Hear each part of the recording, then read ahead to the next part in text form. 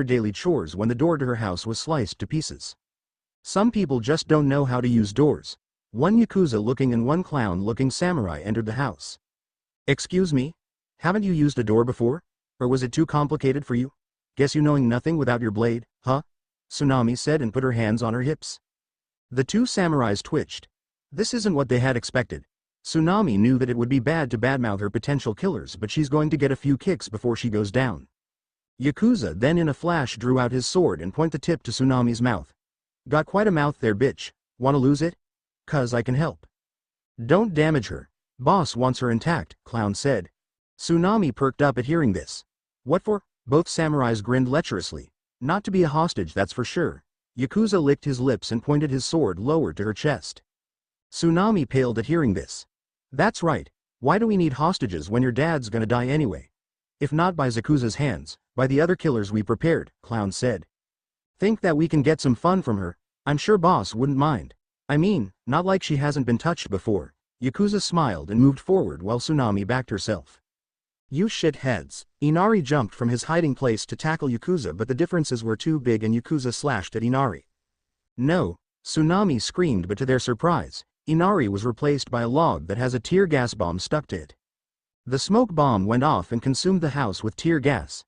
Inari and Tsunami found themselves out of the house and was carried by Naruto in his hands. You okay? Sorry you have to deal with those creeps, Naruto said and dropped them. He then looked at Inari, who was shaking, and pat his head. Good job, kid. Looks like you got your guts back, huh? Inari stopped shaking and smiled. Yeah, I'm Kaisa's son after all. Naruto returned the smile and faced the house back. The two samurais appeared from the smoke, coughing up a storm. Looks like there's a good point in me being late after all. Luckily they decided to show off their swordsmanship on helpless objects and animals, Naruto said. Seems like you guys are used to the idea of raping women, don't you? Naruto said with a grim tone. The samurais managed to collect themselves again and drew out their swords. Yeah, done it a few times. A surefine way to break your kunoichis. Hey. And we're not going to stop either. 'Cause nobody, including you, is gonna stop us, Yakuza said. Naruto didn't say anything but bit his lips until they bleed. Looks like we hit a nerve, Clown smirked. Naruto nonchalantly wiped away the blood with his left thumb and casted his technique. Summoning technique. In a puff of smoke, Soifan appeared in front of Naruto. Everyone except Naruto and Soifan was shocked at seeing the large cat in front of them. In a fix? Soifan asked. No, just want you to handle these two scumbags, Naruto said with venom, and Soifan understood that the two people in front of them wasn't to be killed easily, but painfully and slowly. How much of a scumbag? Soifan asked in a business-like tone. Rapists, Naruto simply said, and Soifan narrowed her eyes while releasing a massive ki that caused the two men to shiver a bit. I see, Soifan said and slowly drew out her short sword, Suzumbachi. Well then, scumbags, let's play, shall we? Soifan said, and in an instant she was gone.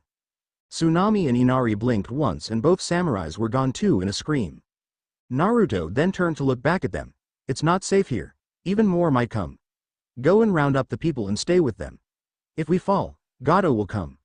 Decide then among your people on what to do, Naruto said and smiled at Inari before turning back. Wait, brother, Inari said, and Naruto turned face him.